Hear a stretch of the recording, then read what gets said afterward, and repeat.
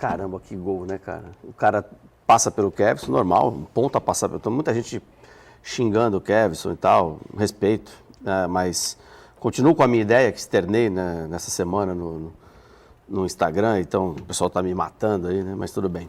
Eu continuo com a ideia de que, por exemplo, o Kevson é um ativo do clube, né? Ele já teve em alguns momentos muito bem. É difícil para o torcedor entender isso, eu sei, porque tem a paixão no meio, mas aquele outro lateral que tinha aqui, qual é o nome dele, que está na Inglaterra? Lucas Pires. Lucas Pires, estava aqui, era bom lateral. Aí o cara deu uma subida no salto, e foi mesmo, né? Não é culpa da torcida ou de ninguém. Foi defendido pelas mulheres lá junto ao Natan? Isso, então ele subiu no salto, deu aquela oscilada. Só que no Santos não tem margem, né, para isso, porque num clube organizado, o cara dá uma subida no salto, veio da base, você tira, põe o outro, tal. Daqui a pouco ele volta, aí o cara já toma aquela prensa, aí você vai sentindo no dia a dia, vai colocando.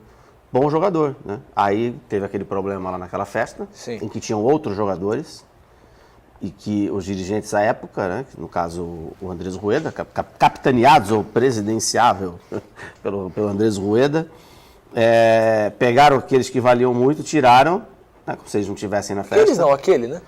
Aquele. E com razão. Sim. E com razão.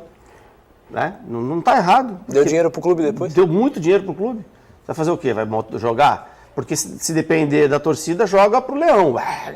Joga mais daqui, sai daqui. Era fácil jogar o Lucas Pires e o Natan. Exato. Aí, tudo bem. Foi uma atitude covarde, mas pensando no futuro do Santos.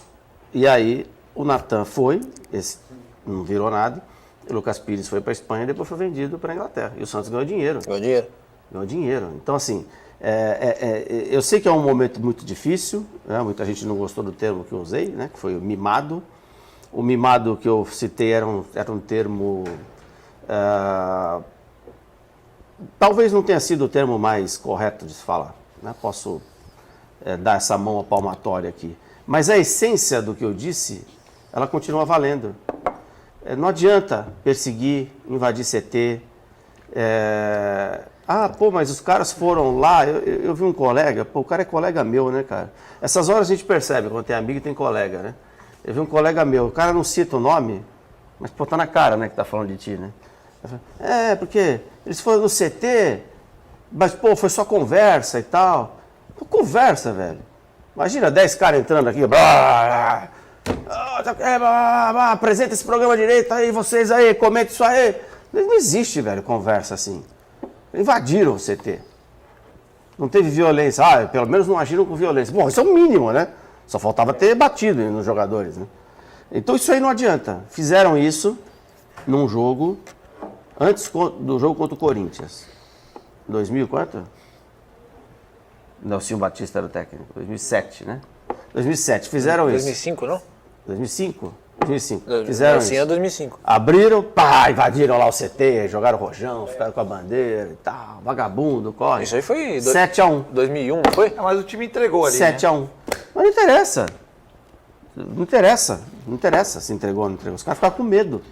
Baixa o nível de confiança. Fica com medo. É certeza que isso não vai ser. O jogo, cara, o Roleiser, as duas primeiras bolas que o Roleiser pegou, ele tocou tão rápido que ele tocou pra ninguém. A bola veio no pé dele, ele tum. Aí eu falei, por que não dominou, velho? Girou. Não, porque eu tava desesperado, tava todo mundo desesperado, menos o Soteldo, menos o Rincon e o Escobar. O resto tava tudo desesperado. Desesperado. A bola chegasse, o cara já...